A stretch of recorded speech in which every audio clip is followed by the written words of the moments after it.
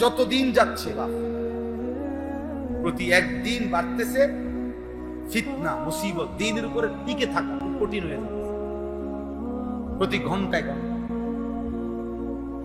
আল্লাহ নবী সাল্লাল্লাহু আলাইহি ওয়াসাল্লাম বলছেন, একটা সময় এমন আসবে যখন একজন মানুষ কবরস্থানের সামনে দাঁড়িয়ে আফসোস করবে আর বলবে যে হায় আফসোস, ইয়া লাইতানি মাকানাহু, হায় আফসোস, আমি যদি ওই লোকটা যদি কবরে না থাকে, আমি যদি কবরে তাইলে এই ফিতনা থেকে বেঁচে যাই। বুখারী শরীফের একেবারে প্রথম খণ্ডে কিতাবুল ঈমানের মধ্যে এই হাদিস আছে, আমরা নিজে পড়ছি পড়াইছি। আল্লাহ নবী সাল্লাল্লাহু আলাইহি ওয়াসাল্লাম বলছেন, অচিরেই তোমাদের উপরে এমন ফিতনা আসবে, দ্বীনের উপরে চলা এত কঠিন হবে যে শেষ পর্যন্ত একজন ব্যক্তি তার দ্বীন বাঁচানোর জন্য একটা ছাগল, যে শুধু দুধ দেয়, দুধওয়ালা একটা ছাগল বকরি নিয়ে কোন জঙ্গলের উপরে একাকী চলে যাবে, শুধু দুধ দহন করে খাবে জীবন বাঁচানোর জন্য, আর জঙ্গলের উপরে চলে গিয়ে নিজের ঈমান বাঁচানোর জন্য ইয়াফিরু বিদীনিহি মিনাল ফিতান, বুখারীর হাদিস, চলে যাবে। লোকালয়ে টিকে থাকা এত কঠিন হয়ে যাবে ঈমান, বুঝছে? 5 বছরের বাচ্চা, 4 বছরের বাচ্চা, 8 বছরের বাচ্চার মোবাইল টিপা দেখলে পাগল হয়ে যাওয়ার কষ্ট। এবার কিভাবে টিপতে আছে, কে তার মা, কে তার মা? এত বড় নাফরমানিতে তারে অভ্যস্ত করাইল কি? জিনে আইসা অভ্যস্ত করাইছে অপদার্থ মা বাপ, অপদার্থ মা বাপ আহলাদের নামে, আবেগ দেখানোর নামে, সোহাগ করার নামে আপন সন্তানকে বরবাদ করেছে, আপন সন্তানকে বরবাদ করেছে। 16 বছরের তাগড়া ছেলে প্রতিদিন আপন ঘরেই ঘুমায়, খোদার 365 দিনে কোনদিন ফজরের নামাজ পড়ে। আর এই অপদার্থ মা বাপ নামের এই অথর্ব দুইটা ওদের চোখের সামনে এই নাফরমান প্রতিদিন 8টা-9টা বাজে ঘুম থেকে উঠে, আর ওরা ওরেই নাস্তা খাওয়ায়, ওর জন্যই বিল্ডিং করতেছে, ওর জন্যই জমি কিনতেছে, ওর জন্যই মাথার ঘাম পায়ে ফেলে টাকা রোজগার করতেছে। এই অপদার্থের জন্য যে সারা রাত ভাই মোবাইলে নারীর ছবি দেখছে, উলঙ্গ দৃশ্য দেখছে, এখন ঘুমায় আছে জানোয়ারের মতো, উঠবে 9টা কিংবা 10টা বাজে। আর এই অপদার্থের জন্য হইতে বেড়া আজকে 12 বছর বিদেশ করে এদের গান ভাইয়া, একটা টাকার জন্য, একটা রিয়ালের জন্য বেচারা কঠোর রোদ্রে, আরবের মরুভূমিতে, আরবের গরমে একটা টাকা কষ্ট করে কামাই করবে এই হাইওয়ান। হ্যাঁ, এটা বোঝাপড়া করা উচিত। আমার জন্যই আমার আখিরাত হিসাব দিতে হবে, আমার হিসাব। কোরআনুল কারীমে আমাদের নবীকে পর্যন্ত আল্লাহ তাআলা বলেছেন, লা তুকাল্লাফু ইল্লা নাফসাক, কোরআন শরীফের আয়াত, সূরা নিসার আয়াত। নবীজিকে আল্লাহ তাআলা বলছে, বন্ধু শেষ পর্যন্ত, সর্বশেষ শুধুমাত্র আপনাকে আপনার নিজের বিষয়ে জিজ্ঞেস করা। অর্থাৎ যদি অন্য কেউ কোনো কিছু মানে নাই, গ্রহণ করে নাই, এর জন্য আপনি দায়ী থাকবেন না। আপনার নিজের ঈমান, আমল, আখিরাতের ব্যাপারে আপনি মুকাল্লাফ, আপনাকে আদিষ্ট, আপনাকে আল্লাহর পক্ষ থেকে জিজ্ঞেস করা। মনে করেন আমি 30 বছর আল্লাহর পথে মানুষকে ডাকলাম, ধরে নেন একজনও আল্লাহর পথে আসে নাই আমার কথা, খালাস, কোনো অসুবিধা নেই, এতে কোনো অসুবিধা নেই, লজ্জারও কোনো বিষয় নাই, শরমেরও কোনো বিষয় নেই, এবং এতে ব্যর্থতারও কিছু নেই। কিন্তু এরপরেও আমাকে আমার নিজের ঈমান আমল আখিরাতের ব্যাপারে জবাবদিহি করতে হবে। এটা নবীজিকে পর্যন্ত আল্লাহ বলেছেন, লা তুকাল্লাফু ইল্লা নাফসা। আপনি শুধু আপনার মুকাল্লাফ, আপনি নিজে শরীয়তের প্রত্যেকটা আমলের ব্যাপারে আপনি আদিষ্ট। এজন্যই পৃথিবীর কেউ যদি গ্রহণ না করে, না মানে, আপনি একাই করবেন। ফাকাতিল ফি সাবিলিল্লাহ, এটা হলো আয়াতের শুরু। এই আয়াতেরই শুরু অংশ। আল্লাহ তাআলা বলছেন আপনি একাই আল্লাহর পথে যুদ্ধ করুন। অর্থাৎ যদি দেখেন যুদ্ধের ময়দানে আপনার অনুসারী একজনও নাই, সরে গেছে, সবাই ময়দান ছেড়ে দিছে, তবু আপনি একাই যুদ্ধ। এবং এটা একটা প্রেক্ষাপটে নাজিল হয়েছে। নবীজি সাল্লাল্লাহু আলাইহি ওয়াসাল্লামের জীবনে একটা যুদ্ধ ছিল, হুনাইনের যুদ্ধ, মক্কা বিজয়ের পর। ওই যুদ্ধে মুসলিম সৈন্য নবীজির সাথে সাহাবা ছিল 12,000, আর কাফের ছিল মাত্র 4,000। নবীজি সাল্লাল্লাহু আলাইহি ওয়াসাল্লামের জীবনে একটাই যুদ্ধ, যে যুদ্ধে মুসলমান বেশি ছিল, কাফের কম ছিল, মানে নবীজির জীবন। ওই যুদ্ধের নাম হলো হুনাইনের যুদ্ধ। হুনাইন একটা জায়গার নাম। মুসলমান হলো, সাহাবা হলো 12,000, কাফের হলো মাত্র 4,000। অথচ এর আগে পিছে সব যুদ্ধে মুসলিম কম ছিল, কাফের বেশি। এই যুদ্ধে এই 12,000 সাহাবী যেহেতু বেশি, 3 জনে একজন, করা হলো মাত্র 4,000। তো কোন কোন সাহাবীর অন্তরে এই কথা মনে মনে আসছে আর কি, আজকে আর কি যুদ্ধ করবো, আইটা গেলে এর চাইতে কত কম দিয়া উড়ে এলেছি। আর এখন তো আমরা এমনিতেই 12,000, ওরা মাত্র 4,000। এগুলার যুদ্ধ করবো কি? এগুলো তো ফু দিলেই উড়ে যাবে। যেরকমই একটা ভাবনা আসছে আর কি মনে।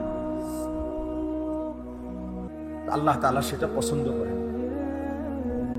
ফলে যুদ্ধের ময়দানে যখন ঢুকছে, প্রথম আক্রমণেই 4,000 কাফের এমন তীব্র আক্রমণ করছে, 12,000 সৈন্য নিমিষের মধ্যে ময়দান ছেড়ে দিছে, ছত্রভঙ্গ হয়ে গেছে। মাত্র 6 জন সাহাবী কিতাবে আছে সর্বশেষ ময়দানে টিকছে, আর সব ময়দান ছেড়ে এলোমেলো হয়ে গেছে। কিন্তু ওই সময় আল্লাহর নবী সাল্লাল্লাহু আলাইহি ওয়াসাল্লাম এই অবস্থায়, এই চূড়ান্ত বিপদের মুহূর্তে, তিনি একাই আপন জায়গায় একদম মজবুতের সাথে দাঁড়ায়ছেন। মানে তিনি এক সুতাও পিছপা হন। তো এই কথাটাই আল্লাহ নবীজিকে বলছে, ফাকাতিল ফি সাবিলিল্লাহ, আল্লাহর পথে আপনি একাই যুদ্ধ করেন। ঠিক আছে, সব চলে গেছে, কোনো অসুবিধা নেই। কেন? লা তুকাল্লাফু ইল্লা নাফসা। আপনাকে আপনার ব্যাপারে আদিষ্ট জিজ্ঞেস করা। অর্থাৎ আপনি এই কথা যদি বলেন, 12,000 আমার সৈন্য সব এলোমেলো হয়ে পলায় গেছে, এই কারণে আমি পলাইছি, আমি সরে গেছি, চলে গেছি, ময়দান ছেড়ে দিছি। আল্লাহ বলবেন না, 12,000 না 12 লাখও যদি ছুটে যায়, আপনি দৌড় দিলেন কেন? আপনি দৌড় দিলেন কেন? আপনারটা আপনি জবাব, 12,000টা হেরানো জীবন, আপনারটা আপনি বলেন, আপনি দৌড় দিচ্ছেন কেন? তখন কি জবাব দিবেন? তখন কোনো জবাব হবে? এইটা একজন ইমানদারের শেষ কথা, এটা যে এই পৃথিবীর যদি কেউ আমার কথা না শুনে, আল্লাহর পথে না চলে, তবু আমাকে একাই আল্লাহর পথে চলতে হবে। এটা একটা গুরুত্বপূর্ণ সবক।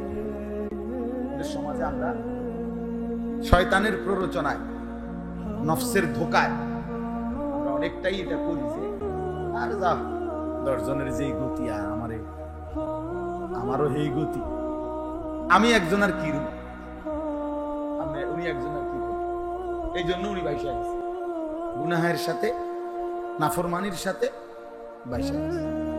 যা গ্রামের আশেপাশে সবার বিয়ের মধ্যে গান বাদ্য ঢোল তবলা নারী পুরুষ এক লগে খাওয়ায়, আর আমি আর আলগা প্যান্ডেল করে বেরিয়ে লেগে কে যায় এত ঝামেলা করতে, বাতে না ঢুকা খাইবো বেডিত মানুষ খাইয়ে আবার যাইব, দেও এক লোকে বয়া গেল। মানে কি কাপুরুষ মানুষের কারণে হাল ছেড়ে দিচ্ছে, নিজের আখিরাত বরবাদ করে দিচ্ছে।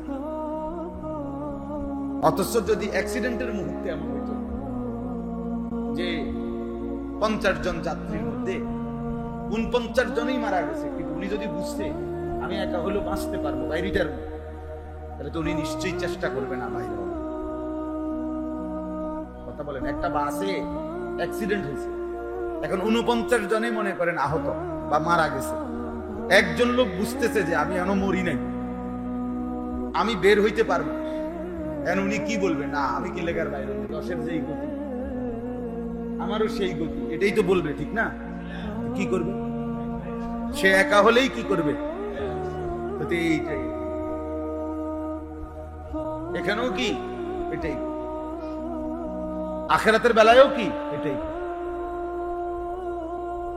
যে আমি বলছি রাত দিন সবাই, আমি ডাকছি স্ত্রী সন্তান ছেলে মেয়ে দেশবাসী মহল্লাবাসী, কিন্তু কেউ শুনলো না। আমার সবটুকু চেষ্টার পরেও তবুও আমি নিজের ঈমান, নিজের আমল, নিজের আখিরাত ছাড়া যাবে। কোরআনুল কারীমের মধ্যে আছে, নবীগণ বলতেন যে হে আমার জাতি, তোমাদেরকে শিরিক থেকে কুফর থেকে বারবার আমি ফেরাইতে চাচ্ছি, তবে শোনো যদি তোমরা কেউ না ফেরো তবুও শুনে নাও, ওয়া মা আনা মিনাল মুশরিকিন, আমি মুশরিকদের অন্তর্ভুক্ত হব না, আমি মুশরিকদের অন্তর্ভুক্ত হব। লা আ'বুদু মা তা'বুদুন, তোমরা সবাই মিলে যার বন্দেগী করো, পূজা করো, আমি একাই বলে দিলাম। আমি যদি একাও থাকি আজীবন, 23 বছরে যদি আমার একজন অনুসারীও না হয়, তবুও আমি, তোমরা যার গোলামি করো, তোমরা যার এই মূর্তির পূজা করো, আমি তা করব। এই একাই আমার, মানে আমার শেষ কথা এটা মুমিনের, যে আমি শেষ পর্যন্ত একা হলেও আল্লাহ দ্বীনের উপরে। এখান থেকে মুক্তি নেই, এখান থেকে নিস্তার। আমরা এই কথাটা খুব কম বুঝি, সমাজের সাথে, পরিবেশ পরিস্থিতির সাথে, স্রোতের সাথে গা ভাসায় দেয়, গা ভাসায় দেয়। ইমরান ভাই, এই বাচ্চা এগুলো কমানো যায় না, এদেরকে কেন আনা হয়েছে? মানে কোনো জিলাপি টিলাপি দিব না, তাহলে কেন আনা হলো? কাবজাব করতে আসে শুধু, একসাথে বসতে দিয়েন না কম কম। তাইলে দেখেন আমার কথা শুনে, তাইলে বাপ আমি এই জন্য বলছি, প্রথম কথা হলো প্রত্যেকেই আলাদা আলাদা নিজের জন্য শুনুন। আমার জন্য শুনতেছি, আমার জন্য, ডানে বামে আর কেউ আমার সাথে নাই, ঠিক আছে? নাই, আমি একাই আল্লাহর জন্য, দ্বীনের জন্য লড়বো, থাকবো, পালন করব। এটা মুমিনের সিফাত হতে হবে, নাহলে আখিরাতের মুক্তি বলবে, আখিরাতের মুক্তি মিলবে না। হযরত হুযায়ফা রাদিয়াল্লাহু তাআলা আনহুর মতো সাহাবী, নবীজির একজন বিখ্যাত সাহাবী হুযায়ফা ওনার নাম। উনি, মানে এটা নিচু আমার থেকে, রাখা যাচ্ছে না, রাখা যাইতো না, মানে এই রেহালটা নিচে। তো হযরত হুযায়ফা রাদিয়াল্লাহু তাআলা আনহু তিনি থাকতেন,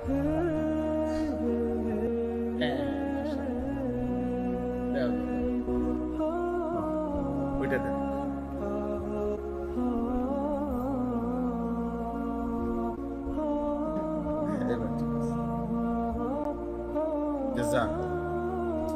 তো হযরত হুযায়ফা রাদিয়াল্লাহু তাআলা আনহু এই নবীজি সাল্লাল্লাহু আলাইহি সাল্লামের একজন বিখ্যাত সাহাবী।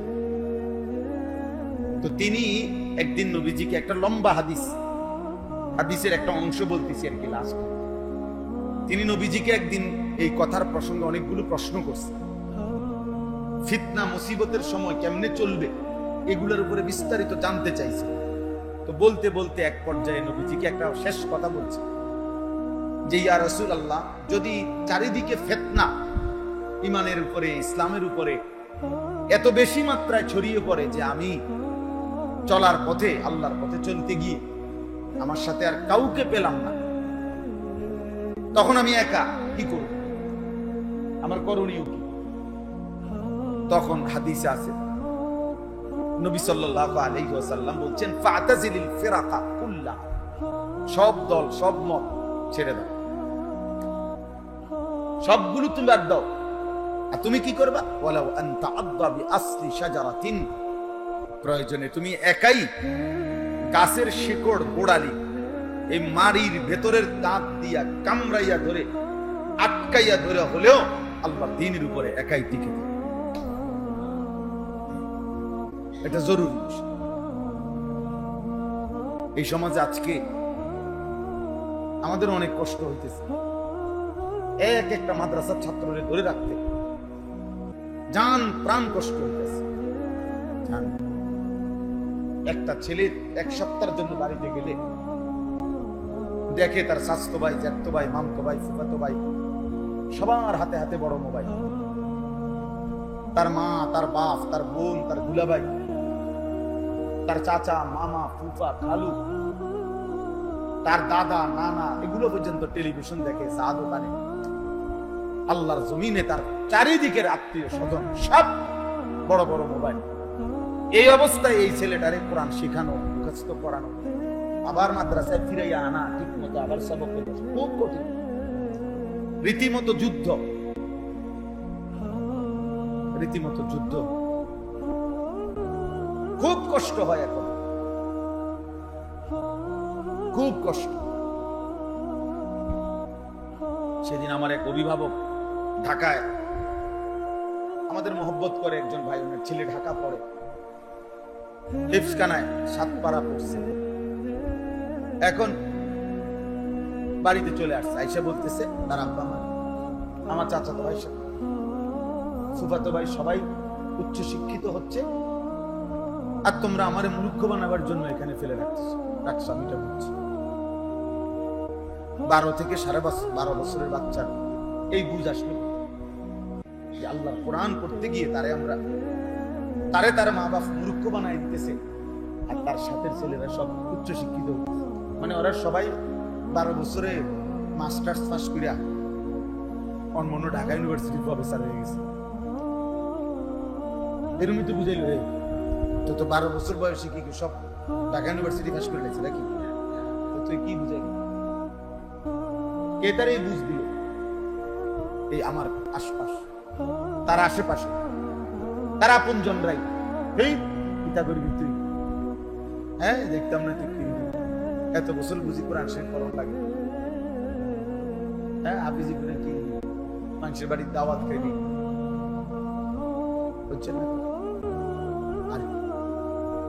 তাইলে প্রতিদিন যতদিন যাচ্ছে বা প্রতি একদিন বাড়তেছে ফিতনা মুসিবত, দ্বীনের উপরে টিকে থাকা খুব কঠিন হয়ে যাচ্ছে প্রতি ঘন্টায় ঘন্টায়। আল্লাহর নবী সাল্লাল্লাহু আলাইহি ওয়াসাল্লাম বলছেন, একটা সময় এমন আসবে যখন একজন মানুষ কবরস্থানের সামনে দাঁড়িয়ে আফসোস করবে আর বলবে যে হায় আফসোস, ইয়া লাইতানি মাকানাহু, হায় আফসোস, আমি যদি ওই লোকটা যদি কবরে না থাকে, আমি যদি কবরে না, তাইলে এই ফিতনা থেকে বেঁচে যায়। বুখারী শরীফের একেবারে প্রথম খণ্ডে কিতাবুল ঈমানের মধ্যে এই হাদিস আছে, আমরা নিজে পড়ছি, পড়াইছি। আল্লাহর নবী সাল্লাল্লাহু আলাইহি ওয়াসাল্লাম বলছেন, অচিরেই তোমাদের উপরে এমন ফিতনা আসবে, দ্বীনের উপরে চলা এত কঠিন হবে যে শেষ পর্যন্ত একজন ব্যক্তি তার দ্বীন বাঁচানোর জন্য একটা ছাগল, যে শুধু দুধ দেয়, দুধওয়ালা একটা ছাগল বকরি নিয়ে কোন জঙ্গলের উপরে একাকী চলে যাবে, শুধু দুধ দহন করে খাবে জীবন বাঁচানোর জন্য, আর জঙ্গলের উপরে চলে গিয়ে নিজের ঈমান বাঁচানোর জন্য ইয়াফিরু বিদীনিহি মিনাল ফিতান, বুখারীর হাদিস, চলে যাবে। লোকালয়ে টিকে থাকা এত কঠিন হয়ে যাবে ঈমানের। বুঝছে? 5 বছরের বাচ্চা, 4 বছরের বাচ্চা, 8 বছরের বাচ্চার মোবাইল টিপা দেখলে পাগল হয়ে যাওয়ার প্রশ্ন। এবার কিভাবে টিপতে আছে? কে তার মা, কে তার মা? এত বড় নাফরমানিতে তারে অভ্যস্ত করাইল কি? জিনে আইসা অভ্যস্ত করাইছে। অপদার্থ মা বাপ, অপদার্থ মা বাপ আহলাদের নামে, আবেগ দেখানোর নামে, সোহাগ করার নামে আপন সন্তানকে বরবাদ করেছে। আপন সন্তানকে বরবাদ করেছে। 16 বছরের তাগড়া ছেলে প্রতিদিন আপন ঘরেই ঘুমায়, খোদার 365 দিনে কোনদিন ফজরের নামাজ পড়ে। আর এই অপদার্থ মা বাপ নামের এই অথর্ব দুইটা ওদের চোখের সামনে এই নাফরমান প্রতিদিন 8টা-9টা বাজে ঘুম থেকে উঠে, আর ওরা ওরেই নাস্তা খাওয়ায়, ওর জন্যই বিল্ডিং করতেছে, ওর জন্যই জমি কিনতেছে, ওর জন্যই মাথার ঘাম পায়ে ফেলে টাকা রোজগার করতেছে। এই অপদার্থের জন্য যে সারা রাত হয় মোবাইলে নারীর ছবি দেখছে, উলঙ্গ দৃশ্য দেখছে, এখন ঘুমায় আছে জানোয়ারের মতো, উঠবে 9টা কিংবা 10টা বাজে। আর এই অপদার্থের জন্য হইতে বেড়া আজকে 12 বছর বিদেশ করে এদের গাম ভাই একটা টাকার জন্য, একটা রিয়ালের জন্য বেচারা কঠোর রোদ্রে, আরবের মরুভূমিতে, আরবের গরমে একটা টাকা কষ্ট করে কামাই। এই হাইওয়ান, হ্যাঁ, এটা বোঝাপড়া করা উচিত।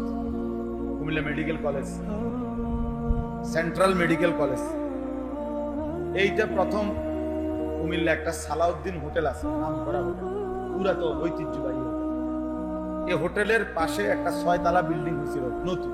আমরা এই সময় প্রাইমারি স্কুলে 3-তে বা 4-এ পড়ি শহরে। এই সময় এই 6 তলা বিল্ডিংটার মধ্যে এই হসপিটালটা চালু হয়েছিল। তো প্রথম এই কুমিল্লায় 6 তলা বিল্ডিং খোলা পায় না, আইসা কইতো 6 তলা বিল্ডিং এর ছাদে উঠলে সারা কুমিল্লা দেখা যায়। তা আমরা বিকাল বেলা আসরের পরে ঠাকুরপাড়া থেকে হাইটা এই বিল্ডিং এর সিঁড়ির মুখে দাঁড়াই থাকতাম, আর শুধু এই দারোয়ানডারে পাহারা দিতাম। তে যদি একটু সাইডে যাইতো একটা দৌড় দিয়া ছাদর টেলাইতাম, মানে ওই দেখার জন্য যে সারা কুমিল্লা দেখা যায়। মানে এটা পরের দিন স্কুলে গল্প করতাম যে কালকে দেখছি ওই ছাদে উঠছি, 6 তলার ছাদে উঠছি, মানে এটা একটা জীবনের অনেক বড় ক্রেডিট মনে করতাম, বিরাট সফলতা। তো আল্লাহ নবী সাল্লাল্লাহু আলাইহি সাল্লাম এই উঁচু জায়গায় উঠে মদিনার সব ঘরবাড়ি দেখা যাইতেছে, সাথে সাহাবারা। আল্লাহ নবী সাল্লাল্লাহু আলাইহি সাল্লাম বলেন, ইন্নী লা আরাল ফিতান খিলালা বুয়ুতিকুম কামাওয়াকিল কাতর। বলতেছে সাহাবারা, আমি তোমাদের প্রত্যেকের ঘরের কোনায় কোনায়, ঘরের চালে চালে, ঘরের ছাউনিতে দেখতে পাচ্ছি বৃষ্টির ফোঁটার মতো ফিতনা পড়ছে। কামাওয়াকিল কাতর, বৃষ্টির ফোঁটার মতো। বলে বৃষ্টির ফোঁটা কিভাবে পড়ে? প্রথম ফোঁটা পড়ার 5 মিনিট পরে আরেক ফোঁটা পড়ে, এর 5 মিনিট পরে আরেক ফোঁটা পড়ে, এভাবেই তো না? কেমনে জানি অনবরত, অনবরত কিনা অনবরত বৃষ্টির ফোঁটা। বৃষ্টির ফোঁটা আলাদা করার সুযোগ নেই।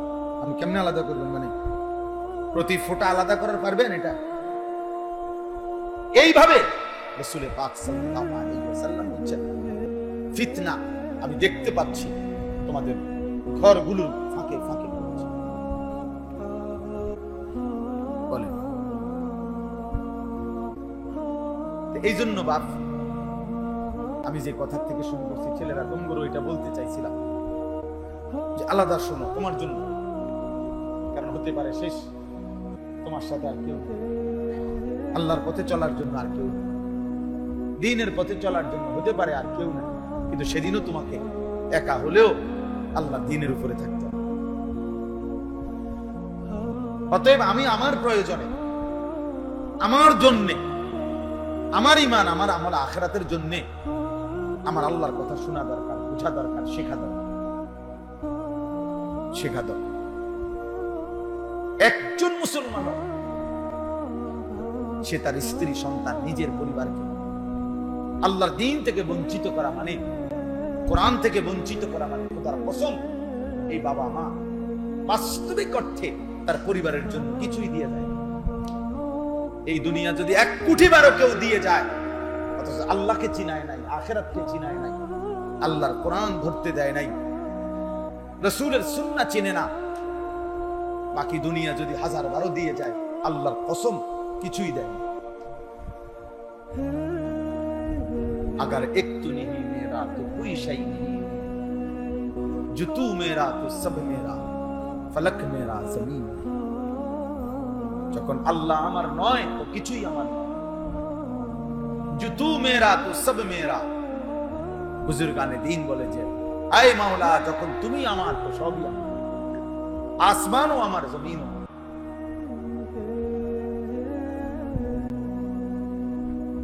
বড় পীর আব্দুল কাদের জিলানী রাহমাতুল্লাহ আলাইহি একবার বাগদাদের বাদশাকে বলছিলেন, বাদশা তুমি আমারে সম্পদের লোভ দেখাইও না, তুমি আমারে মালের লোভ দেখাইও না, তোমার কাছে তো আছে মাল, আর আমার এই কলিজার ভিতরে আছে রব্বুল মাল।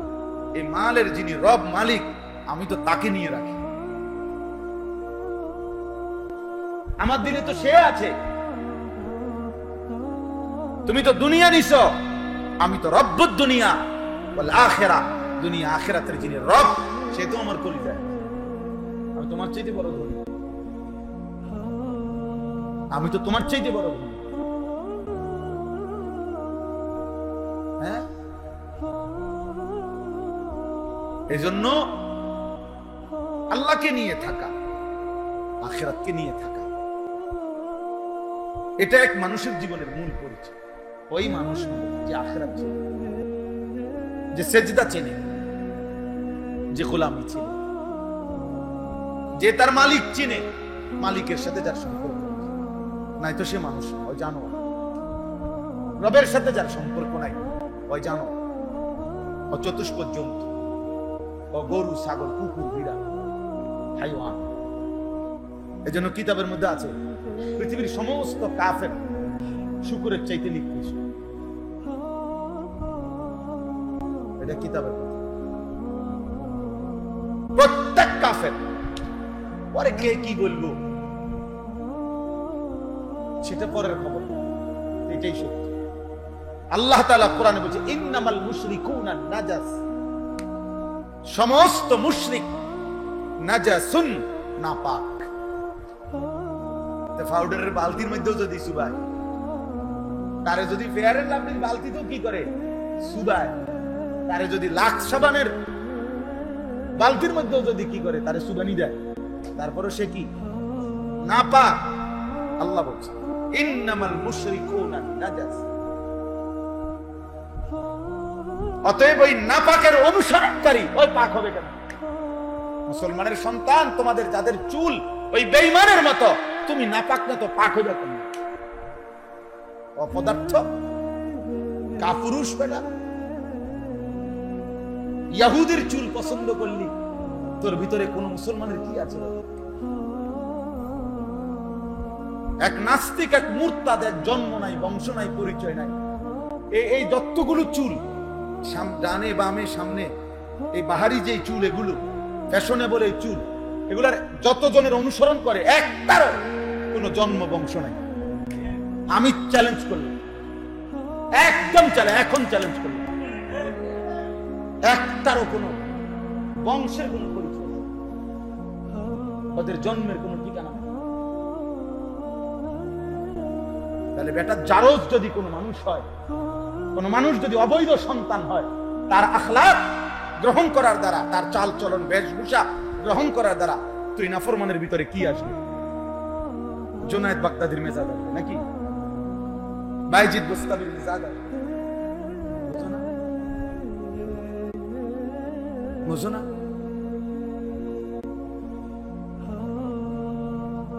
বুঝাও মানুষের জীবনে গায়রত অনেক বড় সম্পদ, আত্মসম্মান, প্রেস্টিজ, কনসার্ন, আত্মমর্যাদা। আমরা কিতাবে পড়ছি বাঘ, বাঘ আছেন একটা প্রাণী, এই বাঘ শিকার না করা পর্যন্ত খায় না, ফেলে রাখা উচ্ছিষ্ট, অন্য কোনো কারো ফেলে রাখা গোশত ও বাঘ খায়। জঙ্গলের বাঘ যতক্ষণ নিজে শিকার না করে, প্রয়োজনে সে ক্ষুধার্ত অবস্থায় লম্বা সময় পার করবে, কিন্তু সে খাবে না। কিন্তু কুত্তার স্বভাব, যে কোনো উচ্ছিষ্ট যেখানে যা পায় সবটাতে মুখ দেয় না, এটা কুকুরের খাসিয়ত। এই জন্য আল্লাহ তাআলা কোরআনে বলছে, মনের ইচ্ছা মতো যখন যা ভাল লাগে তাই যে করে, তার আখলাক খোদার কসম কোরআনে আছে, ফামাসালুহু কামাসালিল কালব। কালব অর্থ কি? তার উদাহরণ কুকুরের। ওই চরিত্র কুত্তার চরিত্র, যার নিজস্ব কোনো স্বাতন্ত্রতা নেই, নিজস্ব কোনো ব্যক্তিত্ব নেই, নিজস্ব কোনো উসওয়া, আদর্শ, মডেল যার কাছে নেই। যখন আমার যা ভাল লাগে তাই আমি করি, যে মাসে যেটা ভাল লাগে, যে ঈদে যেটা ভাল লাগে, যখন যারটা দেখে যেটা ভাল লাগে। গত মাসে এই কাটিং, এই মাসে আরেক কাটিং, গত মাসে সিবা ফ্যান্ড, এই মাসে মোটা ফ্যান্ড, পরের মাসে মারুয়া ফ্যান্ড, এরপরের মাসে হাফ প্যান্ট, যখন যেটা ভালো লাগে। এই তো বেগায়রত মানুষ ভাইয়া, বুঝতেছ? প্রিয় ভাই, নিজেকে কমপক্ষে নিজেরে ছোট করো না। নিজের আত্মসম্মান, আত্মমর্যাদা, বাঘের মতো হও, কুকুরের মতো, সিংহের মতো হও, কুকুরের মতো। এই পৃথিবীতে মানুষ কোনোদিনও কাউকে কুকুরের সাথে উদাহরণ, দৃষ্টান্ত দেয় না, বাঘের সাথে দেয়। বাঘের বাচ্চা বলে না, সিংহের বাচ্চা। বুঝা গেছে, উদাহরণ দিতে গেলে মানুষ এটা কি বলে? একটা বাঘের বাচ্চা। বাঘের বাচ্চা কারে মে করে যায় না, বেবে করি না, বেটা কাপুরুষকে বলে।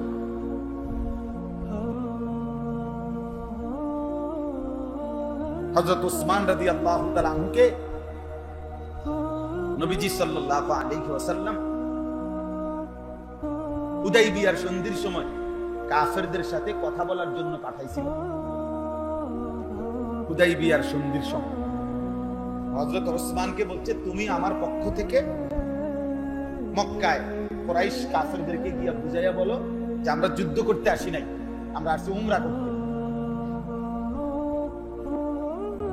তো ৬ষ্ঠ হিজরিতে হযরত ওসমান রাদিয়াল্লাহু তাআলা আনহু তখন কাফেরদের কাছে যখন কথা বলার জন্য নবীজির দূত প্রতিনিধি হিসাবে গেলেন, তখন ওই কাফের সর্দারদের মধ্যে উসমান রাদিয়াল্লাহু তাআলা আনহুর একজন চাচাতো ভাই ছিল, আত্মীয় আর কি উনার। উনি তো এই মক্কারই আগে, তো ও তখনও কাফের। আবান ইবনে সাঈদ, সে পরে মুসলমান হয়েছে, তখনও মুসলমান হয় নাই। তো ও ওইখানে ছিল বসা। সে উসমান রাদিয়াল্লাহু তাআলা যখন আসছে কথা বলার জন্য, উসমান রাদিয়াল্লাহু তাআলার দিকে তাকাইয়া আগে বাড়ছে, মানে আগে উঠতে আগাইয়া গেছে আর উসমানের সামনে গেছে, একা সামনে আগাইয়া তার কাছে কাছে গিয়ে বলছে, উসমান তুমি এটা কি পড়লা? লুঙ্গি, ইজার, তোমার লুঙ্গিটা এমন কেন? বলতেছে মানে কি হয়েছে? হযরত উসমান বলছে, তুমি তোমার লুঙ্গি মানে গোড়ালির অনেক উপরে, তুমি জানো না আমাদের আরবে সম্ভ্রান্ত ব্যক্তি যত বেশি সম্ভ্রান্ত হয় কুরাইশের, তার টাকনুর নিচে, গোড়ালির নিচে কাপড় তত বেশি হাসরা, তত বেশি নিচে থাকে। হ্যাঁ, কসম আল্লাহর, এটা কিতাবে আছে। তো তিনি বললেন যে তুমি টাকনুর এত উপরে তোমার লুঙ্গি উঠাই ফেললা, বুঝা তো যাচ্ছে ইসলাম গ্রহণ করার কারণে তোমার কোনো পদমর্যাদা, সম্মান, ইজ্জত বলতে কিচ্ছু নেই, বুঝছেন? কাজে তুমি দ্রুত নামাও, এই কাপড় নিচে নামাও, টাকনুর নিচে নামাও। আমরা নিজে কিতাবে পড়ছি, হযরত ওসমান জোরে আওয়াজ করে বলছে। হযরত ওসমান এমনিতেই লজ্জাশীল মানুষ ছিলেন, কিন্তু সেদিন তিনি উচ্চ আওয়াজে বললেন, লা আল্লাহি হাদা ইজারু সাহিবু নবিয়িনা মুহাম্মদ সাল্লাল্লাহু লা, যাবে না, হবে না, আল্লাহর কসম, এটা আমার সাথী, আমার বন্ধু, আমার রাসূলের পবিত্র লুঙ্গি মুবারক। এমন টাকনুর উপর অতএব বেটা, তোর এই সমস্ত নেতা আমার রাসূলের সামনে 2 পয়সার পেশাবের ফোঁটার মর্যাদাও তো রাখেন, পেশাবের ফোঁটার মর্যাদাও তো রাখেন। কার সামনে কারে তুলনা দিতে আছে? হ্যাঁ, উনি এক সুতা লুঙ্গি কি করেন নাই, এটা আত্মমর্যাদা, গায়রত। আমি মুসলমান, আমি ইমানদার, আমি ইমানদার। এত অল্প বয়সে যদি দুশ্মনের কাছে আমাদের সন্তানরা 16 বছর বয়সে যদি এভাবে হেরে যায়, যখন জওয়ানি, যখন কিশোর, যখন নওজোয়ান, যখন চোখ রাঙ্গাইয়া দুশ্মনের মোকাবেলায় যুদ্ধ করার কথা, ওই সময় যদি এত বড় কাপুরুষ হয়, এই বয়সে কি চাচার বয়সে, বুঝেন নাই? অথচ 14 বছরের কিশোর সবচেয়ে বড় কাফেরের গর্দান বদরের যুদ্ধে নামায় দিছে। সবচেয়ে কম বয়সী যোদ্ধা মুসলমানদের 313 জনের মধ্যে ওই 2 ভাই ছিল সবচেয়ে কম বয়সী, ঠিক না? তো সবচেয়ে কম বয়সী যোদ্ধা, আর কাফেরদের আবু জাহেল ছিল সেনাপতি, সবচেয়ে বড় কাফের সর্দার, সিনিয়র। তো ও সিনিয়রের গর্দান সবচেয়ে কম বয়সী যোদ্ধা সোয়াইল আছে। তরবারি দিয়া লাগ পাইতেছিল না, ছোট দুনু ভাই তরবারি দিয়া আবু জাহেলের গর্দান পর্যন্ত কোপ দিবে, যে তরবারি ওই পর্যন্ত ওঠে না। কিতাবে আছে, এখন কি করবে এরা? তো 2 ভাই বুদ্ধি করে আগে আবু জাহেলের যে ঘোড়াটা, ঘোড়ার 4টা পাও কুমায় কেটে গেছে। ঘোড়ার 4টা পায়ে যখন কোপ দিছে, এবার তো পড়ে গেছে। এরপরে উপর্য করেছে, এতক্ষণ পারছে, এতক্ষণ তলোয়ারের কোপ দিয়া যখন আবু জাহেল অবিহি রামাক, হাদিসে আছে, বুখারীর হাদিস, আবু জাহেলের যখন শ্বাস টানতেছে, মানে শেষ, এমনি দম টানে না, এই দমটা, এই সময় দৌড়াইয়া নবীজির কাছে বলছি, ইয়া রাসূলুল্লাহ, সোয়াইলাইছি। বলছি, কি সোয়াইলাইছো? আবু জাহেল সোয়াইলাইছি। নবীজি বলতেছে, ইন্না লিল্লাহি, কয় কি? আরে কিও কয়, বলে নাকি মান ইয়ানজুরু মা সানাআ আবু জাহেল। হাদিসের শব্দ নবীজি বললেন, আরে তোমাদের মধ্যে কে আছো, দেখো না আবু জাহেলের কি হইছে, ওরা কয় কি, দেখো, দেখে আসো। মানে নবীজি পর্যন্ত কি করতে পারতেছে না। আরে বলে কি, এটা কথা হইল নাকি? মান ইয়ানজুরু, কে দেখবে তোমাদের মধ্যে, দেখো, মা সানাআ আবু জাহেল, আবু জাহেলের কি হলো, দেখে আসো। ফাকামা আব্দুল্লাহ ইবনে মাসউদ, আব্দুল্লাহ ইবনে মাসউদ রাদিয়াল্লাহু তাআলা আনহু, তিনি লাভ দিয়ে দাঁড়ায় বলছি, ইয়া রাসূলুল্লাহ, আমি যাচ্ছি। কিতাবের মধ্যে আছে উনার একটা আলগা, আগের একটা জিদ আছে তার উপর, কারণ মক্কায় একদিন কাবা ঘরের সামনে এই আবু জাহেল আব্দুল্লাহ ইবনে মাসউদকে খুব মারছিল, এত ভীষণ মারছিল যে রক্তাক্ত হয়ে ওনার কানের ভিতর দিয়ে পর্যন্ত রক্ত বের হয়েছিল। এইভাবে মারছিল ওনার। উনি বলছে, আজকে বাচ্চার যাই, আজকে যাই, তোমার আজকে বুঝলেন, দৌড়াইয়া গেছে, গিয়ে দেখছে বদরের প্রান্তরে আবু জাহেল, এই ওই শব্দটা, যে তার শেষ নিঃশ্বাস অবস্থা, মারা যায় নাই কিন্তু শেষ নিঃশ্বাস।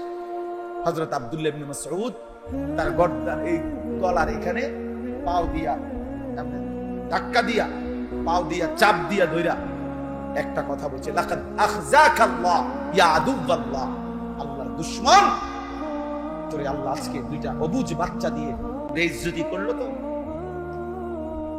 মুসলমানের 2 অবুঝ সন্তান দিয়ে আজকে তোকে আল্লাহ বেইজ্জতি করলো, তো বেইজ্জতি হলি তো। এরপরে কল্লা কাইটা, এরপরে কল্লা কাইটা, এটা এত বড় কল্লা, এটা আলগাইতে আর না। এরপরে এই মাছের কানে এবং নাকি দিয়ে যে রশি ঢুকাইয়া যেমনি ধরেন, এমনি আগে ধরতো এই এমনি আবু জাহেলের কানে এবং নাকে রশি ঢুকাইয়া, এরপরে রশি দিয়া বান দিয়া টাইনা টাইনা। এই জন্য লিখছে কিতাবে যে ওই সেই সুদ, তুই যে আমার কানে দিয়ে পর্যন্ত রক্ত বাই করছিস, আজ আমি তোর কানে সুতা ঢুকাই।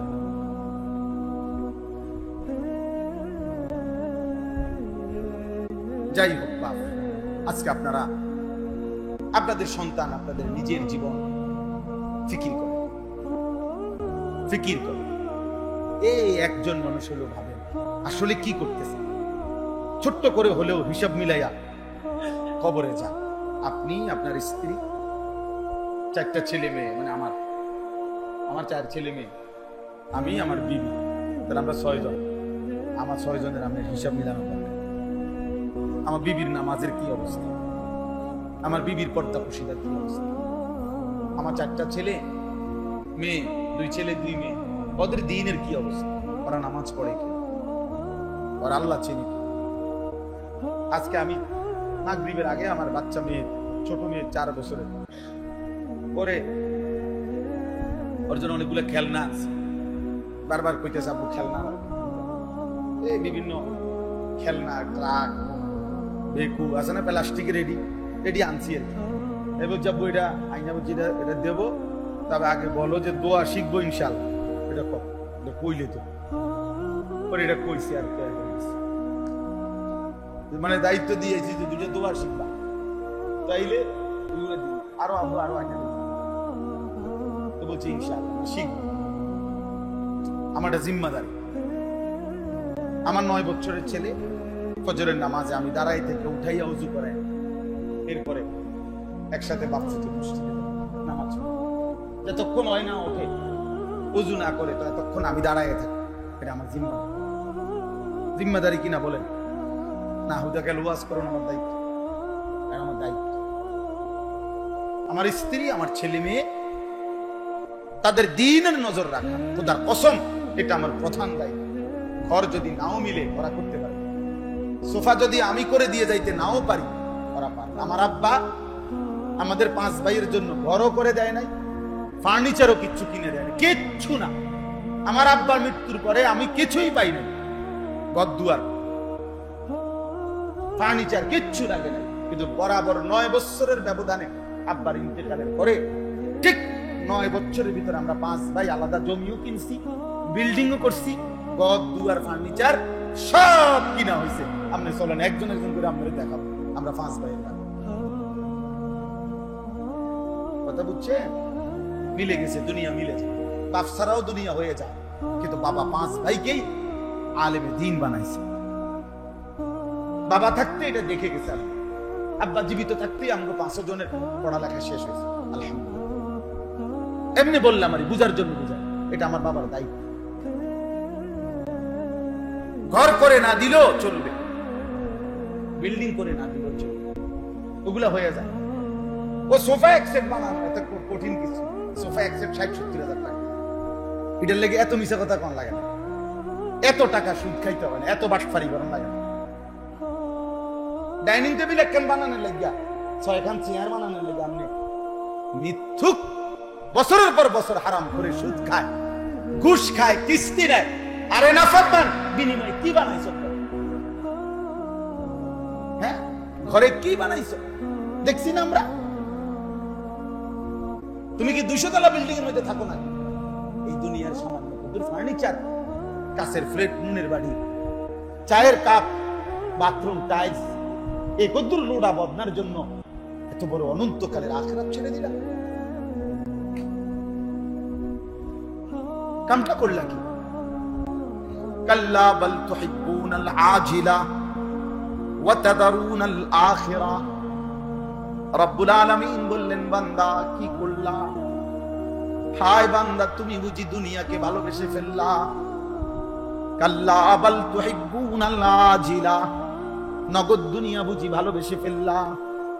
ওয়া তাদারুনাল আখিরাহ, আখিরাতকে বুঝি ছেড়ে দিলাম, আখিরাতকে বুঝি ছেড়ে দিলাম। ইয়ালামুনা যাহিরান মিনাল হায়াতিদ দুনিয়া ওয়া হুম আনিল আখিরাতি হুম গাফিলুন। আল্লাহ বলে, বান্দা শুনো না, তুমি তো দেখি খুব দুনিয়া বুঝলা, কিন্তু আখিরাতের ব্যাপারে গাফিল হয়ে রইলা।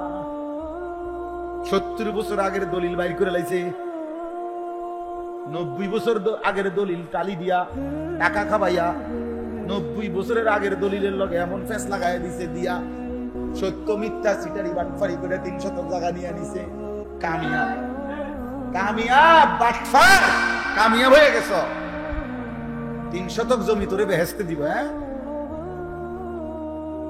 হ্যাঁ বেড়া দেখছত নি বেড়া কেমনে জমি উদ্ধার করন লাগে, তুই পাইতি না?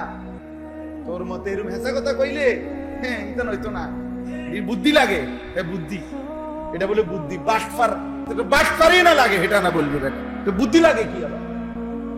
আরাম কর, বুদ্ধি লাগে। তোমার মতো এমন সত্য কথা কইলে ব্যবসা করতে পারতাম, সালাকি লাগে। 3টা কমলা ফাঁসা দিয়া 12টা ডজন ডজন বেচে লাইবা, যদি না বেচতে আরো তোমারে দিয়ে ব্যবসা হইতো না, তোমারে দিয়ে হইতো না। ব্যবসা তোমার লেগে আইছে না, ব্যবসা আইছে সিটারের লেগে, ব্যবসা আইছে বাটফারের লেগে। দুনিয়া আহ বাপ পুত্রে দুনিয়া বুঝায়, বাপ নাতিরে দুনিয়া বুঝায়, মিথ্যার সবক দিচ্ছে, হারামের উৎসাহিত করছে, নাফরমানির জন্য কি করছে? উৎসাহিত করছে। আহা আফসোস, আফসোস। অথচ বড় বীর আব্দুল কাদের জিলানী, আমরা সবাই জানি, 10 বছর বয়সে মা তার সন্তানকে সত্যবাদিতা শিখাইছে, আখলাক শিখাইছে। আল্লাহ আমাদেরকে বুঝ দান, আমরাই বুঝি না। ছেলেরা, বাপ নষ্ট হইও না, বাপ নষ্ট হইও, কেউ তোমারে মনে রাখবে না। তোমার নিজের লাইফ তুমি তো দেখাও,